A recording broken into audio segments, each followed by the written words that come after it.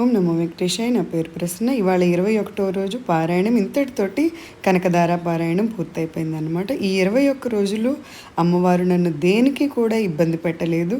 21 రోజులు నా చేత అమ్మ చేపించుకునేంత అనుగ్రహం నాకు ఇచ్చినందుకు నేను అమ్మకి చాలా రుణపడి ఉంటాను. ఒక్కొక్కళ్ళు పూజ చెయ్యాలి అనుకుంటారండి, కానీ చెయ్యలేరు, కుదరదు. కానీ అమ్మ నాకు ఆ శక్తిని, ఆ ఓపికని, ఆ అనుగ్రహాన్ని ఇచ్చినందుకు నేను చాలా రుణపడి ఉంటాను. ఇవాళ ఏకాదశి. ఇవాళ మొత్తం కూడా ఉపవాసం ఉండి, అంటే ఫ్రూట్స్ తినొచ్చు, ఉండొచ్చు అనమాట. అస్సలు కంప్లీట్గా ఉండకూడదు అననేం లేదు. సాయంత్రం ధాత్రి తులసి కళ్యాణం జరిపించి, ధాత్రి తులసి అంటే ఉసిరి చెట్టుకి, తులసి మొక్కకి కళ్యాణం చేస్తారనమాట. అంతటితోటి ఉపవాసం అనేది పూర్తవుతుంది. అయినప్పటికీ అన్నం తినకూడదు. అన్నం తినకుండా వేరే పదార్థాలు ఏమన్నా తినొచ్చు. ఇక్కడ చూడండి, వాతావరణం కంప్లీట్గా మారిపోయింది, మబ్బు పట్టేసింది అనమాట. వర్షం పడిద్ది.